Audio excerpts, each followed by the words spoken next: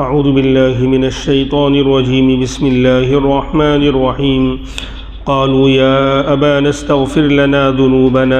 انا كنا خاطئین قال سوف استغفر لكم ربی انه هو الغفور الرحیم۔ صدق اللہ العظیم۔ بات یہاں تک چل رہی تھی کہ جب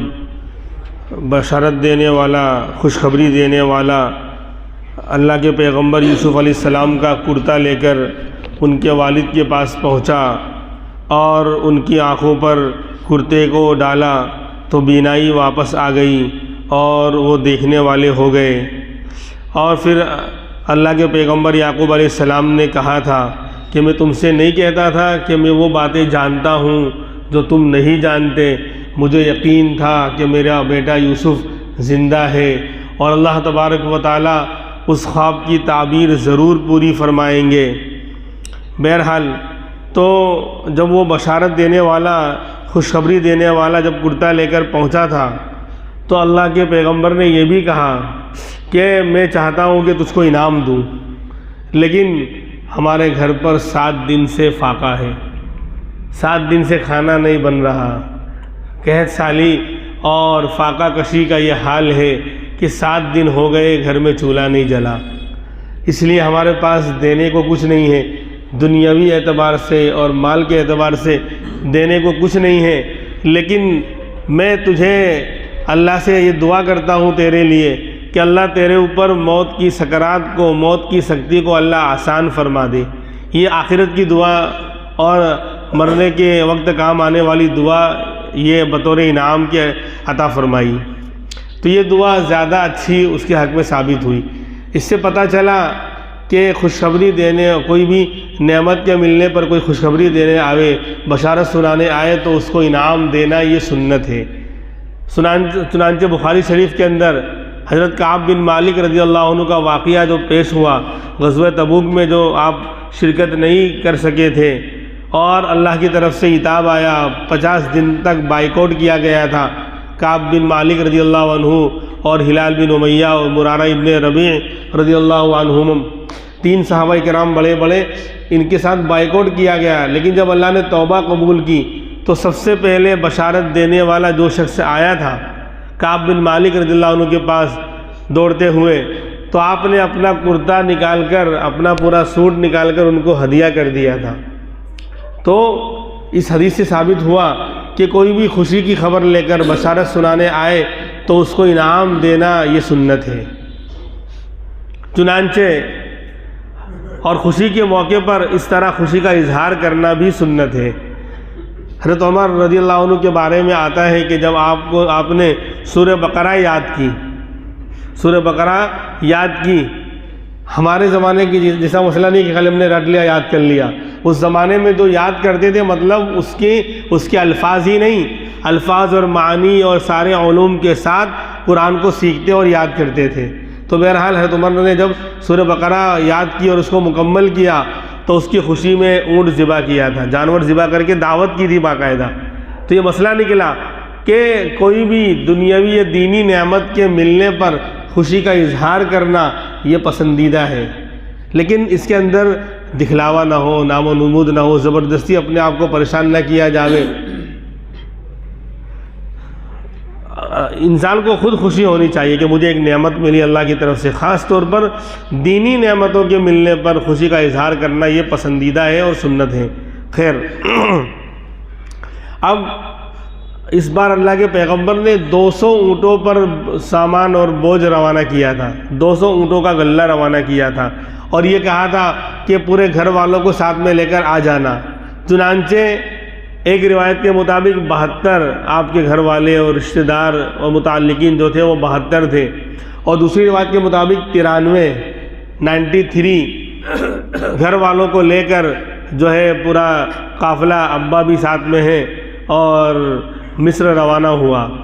ادھر اللہ کے پیغمبر یوسف علیہ السلام نے جب پتہ چلا کہ قافلہ پہنچنے والا ہے، مصر کے اندر داخل ہونے والا ہے، تو مصر کے باہر ہی 4000 سپاہیوں کے ساتھ جو ہے ان کا استقبال کیا، ان کو سلامی دی۔ اور اپنے والد یعقوب علیہ السلام کو اپنی خاص جگہ پر ٹھہرایا، اپنے تخت پر بٹھایا۔ بہرحال تو یہاں پر اسی کا واقعہ ہے کہ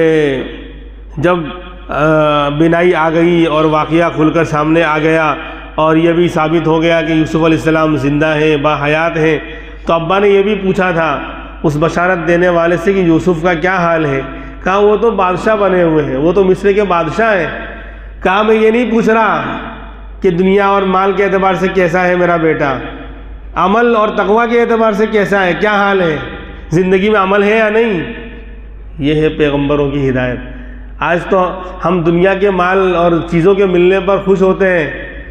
اور بڑے فخر سے کہتے ہیں۔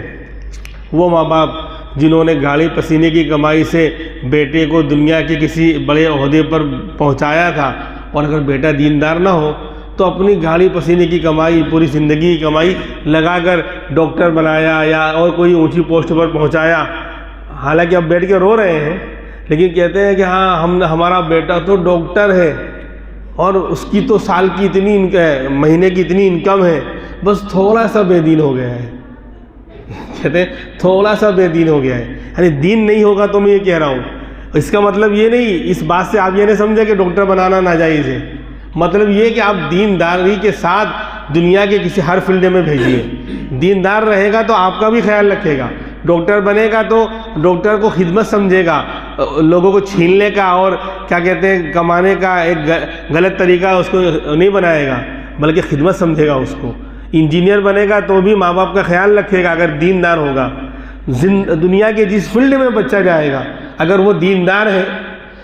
تو اس کا دین اس کو ظلم کرنے نہیں دے گا،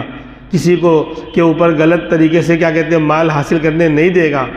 اور ہر ایک کے حق کو پہچاننے دے گا، ماں باپ کے حق کو بھی پہچانے گا، ہر ایک کے حق کو پہچانے گا دیندار ہے تو۔ ورنہ یہ کہیں گے کہ ہاں ہم نے اپنے بیٹے کو ڈاکٹر بنایا اور یہ کیا ہے، آپ کی کتنی خدمت کر رہا ہے وہ،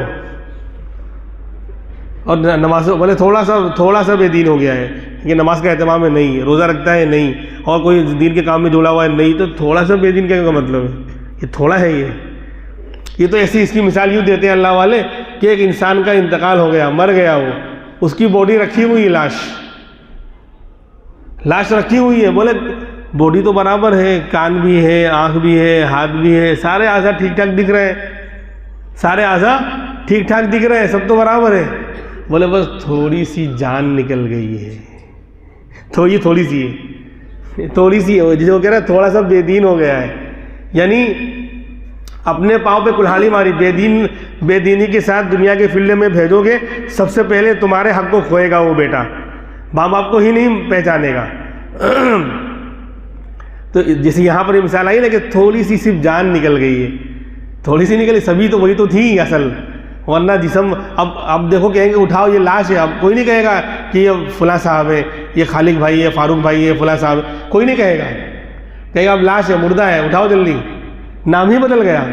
تھوڑی سی جان کیا نکل گئی، پورا نام ہی بدل گیا، اور اب اس کو جلدی سے پہنچاؤ قبرستان۔ تو یہ حال ہے، اور اسی لیے دینداری کے ساتھ جو ہے دنیا کی تعلیم دلانی چاہیے، ضرورت ہے، ہمیں بہت ضرورت ہے،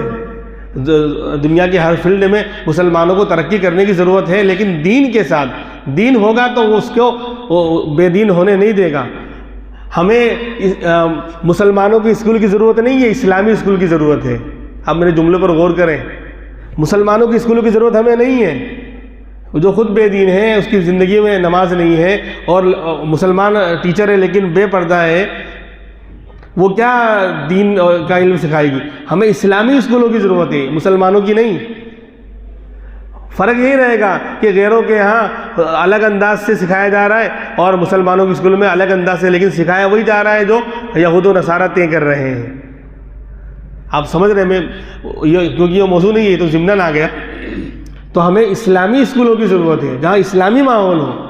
پھر ہم دنیا کے کورس سکھائیں، پھر دیکھو کتنا شاندار اس کا اثر پڑے گا، جہاں ٹیچر بھی دیندار ہوں گے، وہ بھی نمازی ہوں گے، جہاں لڑکیاں اگر ٹیچرز ہیں وہ پڑھا رہی ہیں تو وہ بھی پردے سے ہوں گی اور دینداری کے ساتھ ہوں گی۔ تو اسلامی اسکولوں کو قائم کرنے کی ضرورت ہے جہاں کورس سارے وہی پڑھائے جائیں لیکن اسلامی ماحول میں۔ مسلمانوں کی اسکول کی ضرورت نہیں ہے، مسلمانوں کی اسکولیں تو بے شمار ہے لیکن وہاں ماحول نہیں ہے،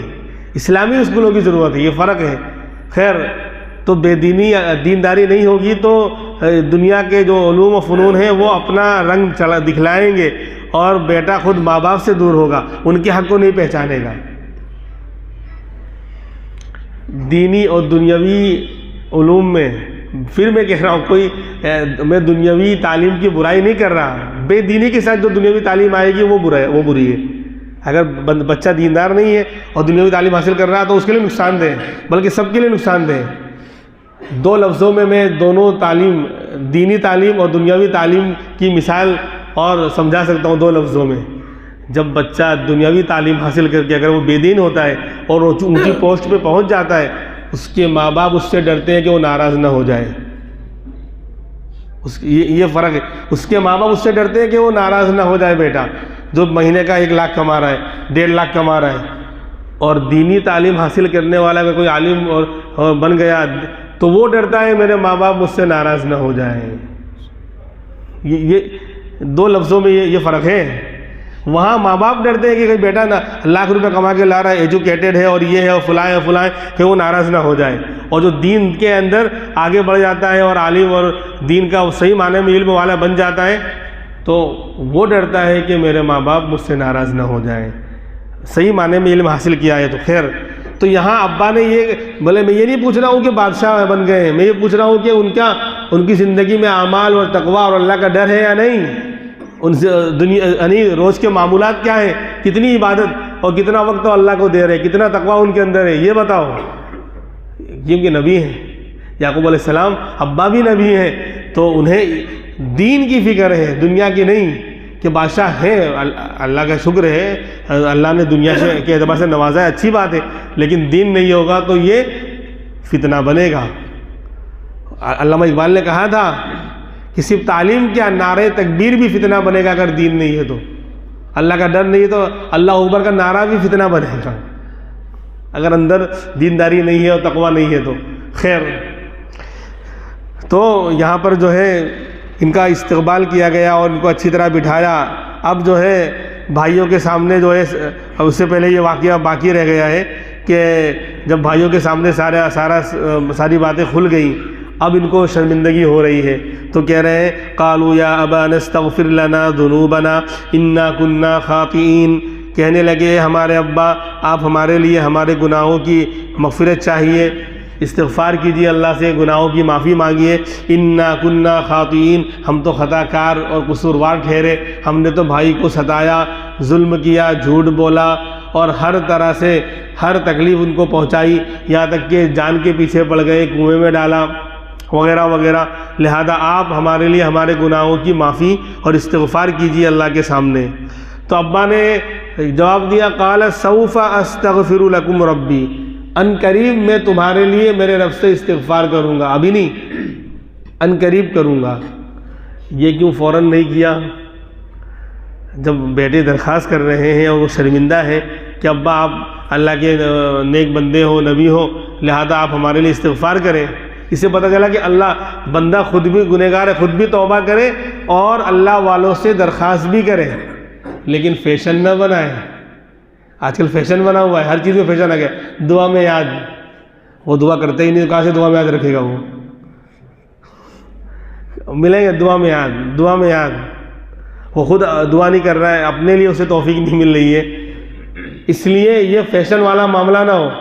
اسی لیے اگر ایسا ہے کہ بعد میں یاد ہی نہیں رہے گا کسی نے دعا کے لیے درخواست کی تھی، اسی وقت جو ہے 2 جملے بولنے میں کیا جاتا ہے کہ اللہ آپ کی دنیا اور آخرت کی جائز تمنائیں پوری کرے، اللہ خیر و عافیت کا آپ کے ساتھ معاملہ فرمائے، جو بھی آپ کا مسئلہ ہے اس میں اللہ اپنا فضل شامل حال فرمائے، تاکہ اس نے جو درخواست کی تھی نقد ہی آپ نے روکڑا اس کو جو ہے دے دیا انعام، تاکہ ادھار نہ رہے، بعد میں کریں گے نہیں کریں گے کون یاد رکھتا ہے، بھول جاتے ہیں بعض مرتبہ، اس لیے فوراً ہی دعا دے دینی چاہیے۔ کوئی کہ دعا میں یاد رکھیے، ہاں اللہ آپ کی جائز تمنائیں پوری کرے، اللہ آپ کے ہر مسئلے کو آسان کرے، اللہ آپ کے ہر معاملے میں فضل کا معاملہ فرمائے۔ یہ ایسی دعائیں ہیں جو ہر جگہ لگنے والی ہے، ٹارگٹ ہونے والی ہیں۔ خیر، تو یہاں پر یہی کہا بیٹوں نے کہ ابا آپ ہمارے لیے استغفار کیجئے، ہم خطا کار ہیں، ہم قصوروار ہیں۔ تو ابا نے فوراً دعا نہیں کی، بلکہ کہہ رہے ان قریب میں تمہارے لیے میرے رب سے استغفار کروں گا۔ تو عن قریب یعنی بعد میں کروں گا، فوراً نہیں کی، کیا وجہ؟ تو دو وجہ ہے۔ ایک تو کہ ایک خاص وقت میں تہجد میں اور رات کے وقت میں، جب تہجد کا وقت آئے گا اور آدھی رات کا وقت گزر چکا ہوگا، اس کے بعد اللہ کی رحمت پہلے آسمان پر آ جاتی ہے، اللہ کی طرف سے اعلان ہوتا ہے کوئی الا هل من مستغفر فاغفر له، کہ ہے کوئی معافی کا چاہنے والا، میں اس کے گناہوں کو معاف کروں۔ تو اس وقت الا من مسترزق فارزقوه، کہ ہے کوئی رزق کا طالب، میں اس کے روزی کے مسئلے کو آسان کروں۔ تو اس وقت اللہ کی رحمت پہلے آسمان پر آ جاتی ہے اور اللہ خود اعلان کرتے ہیں، تو اس وقت دعائیں زیادہ قبول ہوتی ہیں۔ اس لیے میں عن قریب اس وقت میں کروں گا تاکہ اچھی طرح تمہاری دعا قبول ہو جائے، اللہ تمہارے گناہوں کو معاف کر دے۔ اس لیے یہ مہلت مانگی کہ ابھی نہیں کر رہا ہوں، عن قریب کروں گا، کیونکہ نبی کا معمول ہے روز اٹھنا، پابندی سے اللہ کے سامنے رونا اور عبادت کرنا، یہ انبیاء کا شیوا اور طریقہ رہا ہے، سمجھے؟ جو کام پابندی سے کیا جاتا ہے اس کے اندر برکت ہوتی ہے۔ تو ان کو معلوم ہے، یقین ہے کہ میں تہجد میں اٹھوں گا اللہ کے سامنے، یہ میرا معمول ہے، اللہ سے راز و نیاز کی باتیں ہوں گی، لہذا اس وقت میں تمہارے لیے استغفار کروں گا، ابھی نہیں۔ دوسرا مسئلہ یہ بھی تھا کہ انہوں نے قصور بندے کا کیا تھا، یوسف علیہ السلام کو اللہ کے ایک بندے کو ستایا تھا، لہذا حقوق العباد کا مسئلہ ہے۔ تو اللہ کے پیغمبر یہ کہنا چاہ رہے ہیں کہ ابھی نہیں، عن قریب بعد میں کروں گا۔ کیوں؟ پہلے پوچھوں گا یوسف علیہ السلام سے کہ تم نے معاف کیا کہ نہیں، کیونکہ حقوق العباد کا مسئلہ ہے، جس کو ستایا ہے، جس کا حق مارا ہے اور جس کے اوپر ظلم کیا ہے، جب تک اس کا حق ادا نہیں کریں گے یا اس سے معاف نہیں کروائیں گے، اللہ بھی معاف کرنے والا نہیں ہے۔ تو اگر میرے بیٹے یوسف نے معاف نہیں کیا ہے تو پھر میں اللہ سے دعا کروں گا تو اللہ اس طرح قبول بھی نہیں کرے گا کہ بندوں کا معاملہ ہے، اے میرے بندے یعقوب جاؤ پہلے بندے سے معاف کرواؤ، وہ معاف کرے گا تو میں معاف کروں گا، ورنہ میں معاف نہیں کرنے والا۔ اس لیے اس سے مسئلہ نکلا کہ حقوق العباد کا مسئلہ ہے، جس کے ساتھ ہم نے جس کا حق مارا ہے، جس کو ستایا ہے، جس کے اوپر ظلم کیا ہے، اس کو جا کر اس کا حق ادا کریں یا اس سے معافی مانگیں یا معاف کروائیں اس سے، وہ بات وہ معاف کر دے گا، تب جا کے اللہ سے معافی مانگیں گے تو معافی ملے گی، ورنہ نہیں ملنے والی۔ یہ بات یہاں پر چھپی ہوئی ہے، اس لیے کہا کہ عن قریب میں تمہارے لیے استغفار کروں گا، نہیں پہلے پوچھوں گا بیٹے سے کہ تو نے معاف کیا کہ نہیں کیا اپنے بھائیوں کو، اگر معاف کر دیا ہوگا تو پھر میں آگے اللہ سے استغفار کروں گا، اس لیے ابھی فوراً نہیں کر رہا، میں پوچھوں گا اس کے بعد۔ انہ هو الغفور الرحیم، وہ تو بڑا معاف کرنے والا اور بڑا رحم کرنے والا ہے۔ بہرحال فلما دخلوا علی یوسف آوی الیہ ابویہ، جب یہ لوگ اللہ کے پیغمبر سیدنا یوسف علیہ السلام کی خدمت میں آ گئے، مصر پہنچ گئے، آوی الیہ ابویہ، تو انہوں نے اپنے والدین کو اپنے پاس خاص ٹھکانہ دیا۔ بھائیوں کے لیے الگ انتظام تھا، لیکن اپنے والدین کو، حضرت یعقوب علیہ السلام اور ان کی اہلیہ، حالانکہ اس میں اختلاف ہے کہ فی الحال جو اہلیہ تھی وہ حضرت یوسف کی خالہ ہے، کیونکہ تفسیروں میں ہم نے پہلے سن لیا ہے کہ دو سگے بھائی تھے، یعقوب یوسف علیہ السلام اور بنیامین چھوٹے تھے، اور بنیامین کی ولادت کے مسئلے میں ہی ان کی والدہ کا اور یعقوب علیہ السلام کی اہلیہ کا انتقال ہو گیا تھا۔ وہ مسئلہ پہلے جو لوگ تفسیر میں پابندی سے شریک ہوتے ہیں ان کو معلوم ہے پہلے سے کہ اس وقت یوسف علیہ السلام اور بنیامین کی جو سگی ماں تھی، والدہ تھی، ان کا انتقال ہو گیا تھا۔ تو پھر یعقوب علیہ السلام نے اس کے بعد ان کی بہن یعنی خالہ سے، لیا ان کا نام تھا، ان سے نکاح کیا تھا۔ تو یہ خالہ ہوتی ہے، لیکن خالہ بھی تو ماسی، گجراتی میں ماسی تو بولتے ہیں ماں جیسی، ماسی مطلب ماں جیسی، کہتے ہیں ماموں یعنی ماں جیسا منہ۔ تو بہرحال خالہ تھی تو خالہ بھی تو ماں جیسی ہوتی ہے، اور ایک تو یہ بات، اور دوسری بات کہ جب ابا کے نکاح میں آ گئی تو اجنبیہ عورت بھی تو ماں بن جاتی ہے، یہ تو خالہ ہے۔ تو ڈبل اعتبار سے یعنی ماں ہونے کا پاور ثابت ہو رہا ہے، ایک تو خالہ ہے تو خالہ بھی ماں جیسی ہوتی ہے، اور دوسری کی خالہ ابا کے نکاح میں آ گئی، اجنبی عورت آ جاوے، اجنبیہ آ جاوے تو بھی وہ سوتیلی ماں بن جاتی ہے نا، یہ تو خالہ ہے۔ تو یہاں بدرجہ اولا ان کو ماں کہا گیا، اس لیے کہا کہ اپنے والدین کو یعنی ماں باپ کو، تو اس لیے خالہ کو اماں یہاں پر کہہ دیا ہے، اور والدین دونوں کو کہہ رہے ہیں کہ خاص طور پر اپنے والدین کو خاص جگہ پر ٹھہرایا اور ٹھکانہ دیا، اپنے خاص کمرے میں یہ اعزاز ہے ماں باپ کا۔ اور فرمایا وقال ادخلوا مصر انشاء اللہ آمنین، اور کہا کہ آپ لوگ مصر میں آ جاؤ، داخل ہو جاؤ، اگر اللہ نے چاہا تو امن کے ساتھ رہو گے۔ ہاں، جس طرح کوئی اجنبی باہر سے آوے، اجنبی پرائے ملک کا پرائے دیش میں جاوے تو سارے قانون اور کارروائی کرنی پڑتی ہے، ویزا ہے، پاسپورٹ ہے۔ آج کل اس زمانے میں استیمان مستامن عربی میں بولتے ہیں، امن چاہ کر آنا، اسی کو ویزا انگلش میں کہا جاتا ہے۔ تو وہ ساری چیزیں لاگو ہوتی ہیں، لیکن یہاں جب بادشاہ خود ہی اپنے گھر والوں کو خود ہی امن دے رہا ہے تو اب نہ ویزے کی ضرورت ہے اور نہ کسی اور کارروائی کی ضرورت ہے۔ اس لیے کہا کہ اگر اللہ نے چاہا تو تم بالکل ٹینشن فری ہو کر رہو گے، اور لوگوں کو یہاں آنے پر جو کارروائیاں کرنی پڑتی ہیں اور جو چیزیں دینی پڑتی ہیں وہ جو ہے تم کو نہیں کرنی پڑے گی، تم بالکل ٹینشن فری رہو گے، اس کے لیے سب میں ہوں۔ تو انشاءاللہ اگر اللہ نے چاہا تو تم امن کے ساتھ یہاں رہو گے۔ اللہ تبارک و تعالی ہمیں ان باتوں پر عمل کرنے کی توفیق عطا فرمائے۔ باقی باتیں انشاءاللہ آئندہ کل ہوں گی، لیکن آپ حضرات تشریف رکھیں۔ جس طرح خوشخبری ملنے پر خوشی کا اظہار کیا جاتا ہے، ابھی بات آئی، تو ہمیں بھی خوشی ہے کہ اللہ کے دو نبی جو ہے آپس میں مل گئے، اور ایسے موقع پر یہ تفسیر کا جو سلسلہ اللہ نے شروع کر رکھا ہے اس کی بنا پر وقتاً فوقتاً ہمارے کچھ نوجوان کچھ خوشی کا اظہار کچھ میٹھے کی شکل میں کرتے رہتے ہیں، کہ انہیں بھی خوشی ہے کہ اللہ تبارک و تعالیٰ نے قرآن کریم کو سننے سنانے کا اور سمجھنے سمجھانے کا ایک اچھا اور شاندار سلسلہ اللہ نے قائم اور دائم رکھا ہے۔ بس دعا فرمایا حضرات کہ یہ سلسلہ تا دم حیات قائم اور دائم رکھے، ہر طرح کے شرور و فتنوں سے اور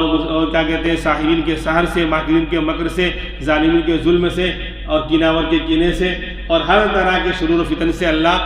اس کو اور ہم تمام کو اللہ محفوظ رکھے، اور زیادہ سے زیادہ ہم قرآن سے فیض یاب ہوں، فائدہ اٹھائیں، اور قرآن ہماری زندگی میں آئے، عملی شکل میں آئے، ہماری زندگیاں بدلے، اللہ ایسے فیصلے فرمائے۔ اور دعا بھی کرے اللہ ان نوجوانوں کو اور حوصلہ دے، دین کے لیے جو یہ خرچ کر رہے ہیں، ان کی جانوں میں، مالوں میں اور عمروں میں اللہ خوب برکت عطا فرمائے، دین و دنیا کی اللہ ان کو ترقی سے نوازے۔